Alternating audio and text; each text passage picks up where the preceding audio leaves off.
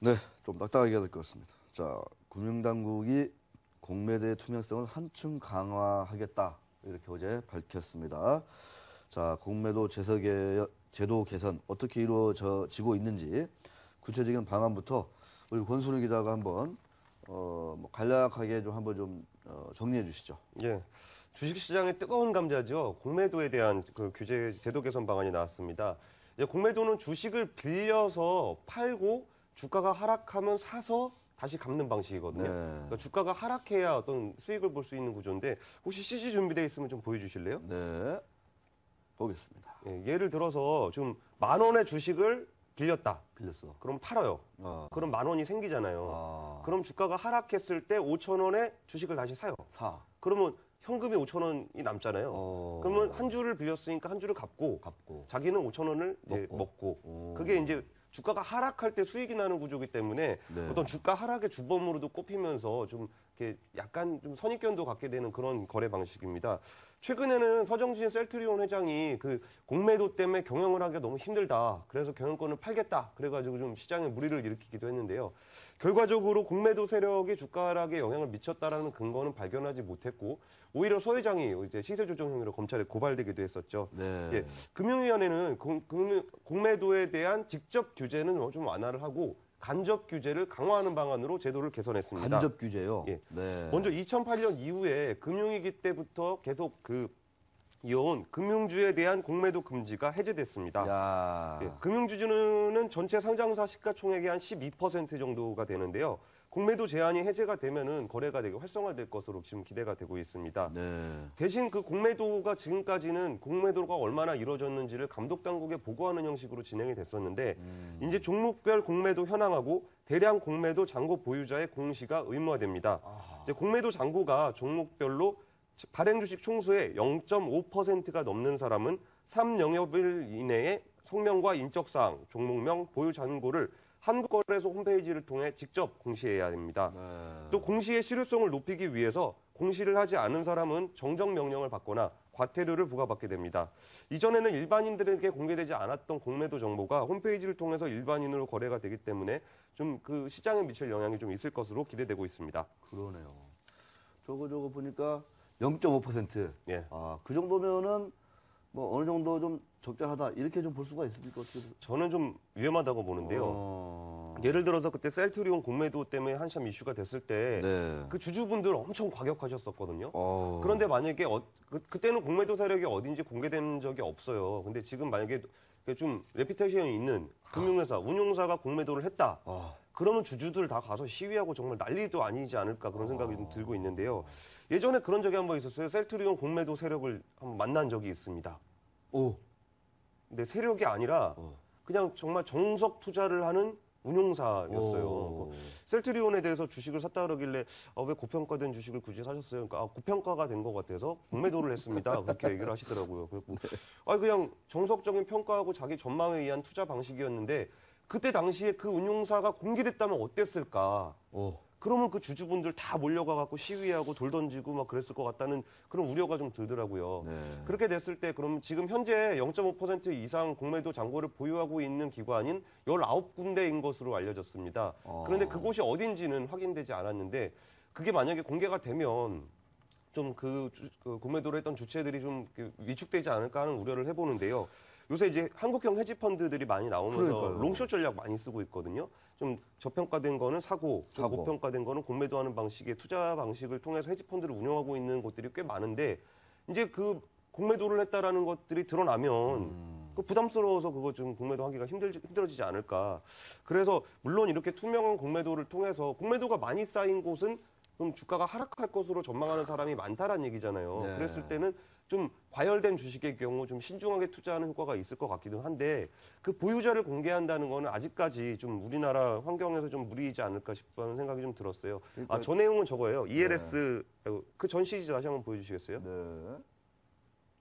그렇습니다. ELS 등 기초자산 활용 가능성이 그 금융주에 대한 공매도가 풀리면은 그러니까 공매도라는 게 항상 낮은 수익을 내려갈 때 수익을 얻기 위해서 하는 것도 있겠지만 파생상품 만드는 것도 있거든요. 그러니까 이제 ELS를 만들려면은 이거를 뭐 사기도 하고 공매도도 하고 막 그런 식으로 운용을 해야 되는데 금융주는 그런 게 묶여 있었기 때문에 기초자산으로 활용을 하기가 굉장히 좀 난해한 측면이 있었어요. 근데 그런 해지 거래가 늘어나면서 또 전체적인 그 금융주에 대한 그 거래량이 좀 늘어날 것으로 기대가 되고 있고요. 그러니까 이제 우리 저 권순우 기자 얘기 듣다 보니까 공매도에 대한 어떤 그 우리 시장 참여자들의 인식이 좀 바뀌어야 된다. 예. 나쁜 거 이렇게 보지 말자 이거죠. 어차피 중립적이다 이거죠. 그렇죠. 뭐, 이게 올릴 것 같으면 사면 되는 거고. 그러니까. 내릴 것 같으면 팔면 하면 되는 되고. 거고. 근데 팔았는데 오르면 손해 보는 거고. 그렇죠. 팔았는데 빠지면 먹는 거고. 예. 뭐 그냥 이렇게 보면 되는 건데. 예. 그냥 거기다가 이제 감정과 선입견과 이런 것들이 몽땅 이제 덧칠해지면 누가 공시하겠냐 이런 거죠, 그러니까. 그렇죠. 그러니까. 그러느니 안 하겠다는 거죠. 아, 맞습니다. 그래서 좀 걱정스러워요. 그렇게 됐을 때 공매도에 대한 더 안 좋은 인식만 생기고 나중에 주가만 빠지면 기사 꼭 나갈 거예요. 공매도 잔고가 얼마가 되고 어떤 또 사람이 뭐 공매도를 얼마나 했고. 기자들 그런 것도 그냥 쉽게 쓰잖아요, 또 그죠? 쉽게 쓰죠. 아, 전 심지어 그런 기사도 봤어요. 테슬라 모터스의 주가 하락이 공매도 세력 때문이다. 저는 미국 기사는 그런 기사를 본 적이 없는데 한국 기자들의 분석은 공매도 때문이라고 분석이 나오더라고요. 야. 근데 테슬라 모터스 같은 경우에는 골드만삭스가 냈던 리포트에 현재 주가가 150불인데 목표 주가가 105달러예요. 올린 게. 올린 게. 그나마 올린 게. 그러니까 그 정도로 고평가되어 있다는 걸 미국 시장에서는 충분히 인식을 하고 있고 그걸 보고서 목표 주가를 보고서 낮아지는 게 정상이라고 싶은 사람들은 공매도를 하는 게 맞는 거거든요. 네. 이게 공매도 세력 때문에 주가가 하락한다? 이거는 굉장히 유치한 발상이라고 생각을 합니다. 위험하죠, 사실. 그 근거도 없고, 사실상. 증명도 안 됐는데. 보고 의무도 이번에 조금, 눈길을 끌어요. 공시 말고, 거래소에 이제 보고해야 되는 거. 예, 그게 뭐 사실 그게 더 핵심이죠. 네. 0.01% 이상 되면 거래소에 보고를 했어야 되는데 그게 이제 공개가 안 됐었어요. 그렇죠. 그러니까 이제 아는 사람들만 알고 그 알아낼 수 있는 방법은 이제 국회에서 자료 제출 요구하면은 그때 종목별 잔량 정도 알고 아니면 대차 잔고를 좀 확인을 아하. 해가지고 간접적으로 공매도를 추정해 볼 수밖에 없었는데 이제 종목별로 공매도 잔고가 얼마나 쌓여 있는지가 나오기 때문에 전 약간 우려스러운 점과 기대하는 점이 있는데 아까 기대하는 점은 아까 말씀드렸다시피 좀 공매도 잔고를 보면서 그 종목에 대한 시장의 시선을 좀 우리가 투명하게 볼 수 있다는 측면에서 좀 바람직한 측면이 있는 것 같고 근데 공매도에 대해서 우리 시장이 좀 과민 반응을 하는 현상이 좀 나타나기 때문에 맞습니다. 공매도 잔고를 이렇게 일부러 좀 깔아서 그 주가를 떨어뜨려서 이익을 얻으려는 세력들도 좀 있을 것 같은데 그게 잘못된 거래는 아니에요. 불법 거래는 아닌데 지나치게 과민하게 반응할 경우 그런 부작용이 나타날 수 있다는 거죠. 네, 그렇습니다. 이 10억 원 이상이면은 또 이제 지분율과 상관없이 또 이제 보고를 해야 되고. 예. 그러니까 이제 삼성전자 같은 경우에는 한 700주 정도. 700주 정도 이제 공매도를 이제 하면 예. 이제 보고를 해야 돼서 좀 너무 좀 금액 자체가 좀 너무 10억 원이면은 좀 작은 거 아니냐. 뭐 이렇게 아까 뭐 권순우 기자도 얘기했지만 뭐 헤지펀드들 삼성전자 뭐 700주 공매도 치는 게 뭐 대수겠습니까, 그게?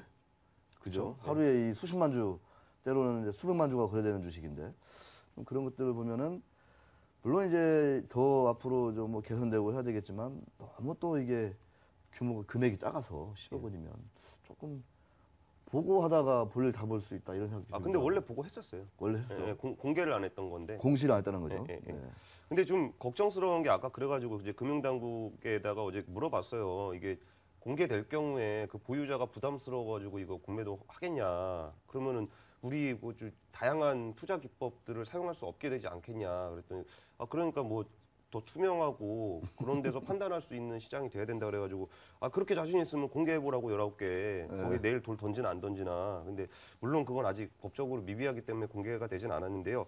그 금융당국에서 기대하는 것도 그거예요. 그냥 보유자에 대해서 무조건 배관시하고 편견을 갖는 게 그동안 공개되지 않았기 때문에 음지에서 이루어졌기 때문이라고 판단을 하고 있더라고요. 그래서 공개가 되면 오히려 해지 거래를 하기 위해서 정상적으로 거래하는 운영사들 당연히 뭐 우리는 이래서 공매도를 했습니다라고 설명할 수 있는 거고 그래서 국민적 공매도에 대한 인식이 좀 나아지면 무조건 주가는 올라야만 성공한다라는 그런 그 편견에서 좀 벗어날 수 있는 계기가 되지 않을까 그런 생각이 좀 들어요. 그리고 공매도도 사실 하고 싶어도 개인들 하기 힘들거든요. 힘들어요. 그러면 외국인이나 기관만 하니까 항상 당한다라고 생각이 들기 때문에 개인들이 더 쉽게 공매도를 할 수 있는 그런 시스템을 구축해 주는 것도 어떤 시장 투명성 측면에서 좀 필요하지 않을까 하는 생각을 해봅니다.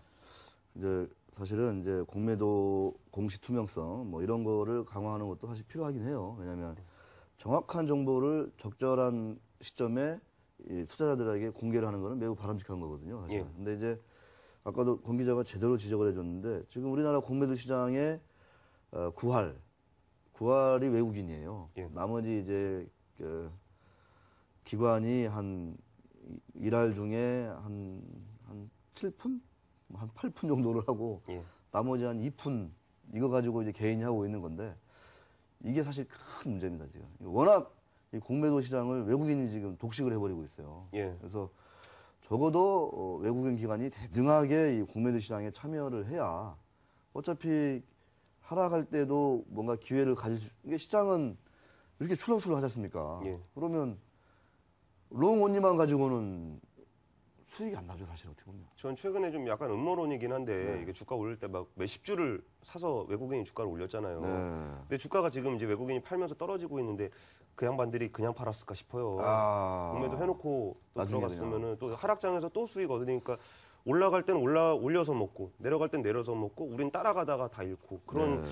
좀 억울한 일이 발생하지 않도록 공매도 시장에 대한 어떤 투자 문화가 좀 개선돼야 될 것 같아요. 네, 알겠습니다. 이 방송 뭐 거래소나 정부 측에서도 많이 본다고 이렇게 소문이 나고 있는데 어쨌든간에 좀 더 전향적인, 좀 선진적인 그런 공매도 시장이 좀 우리 시장에도 정착되기를 기대해 봅니다. 자, 권순우 기자 수고하셨습니다. 예, 감사합니다. 네.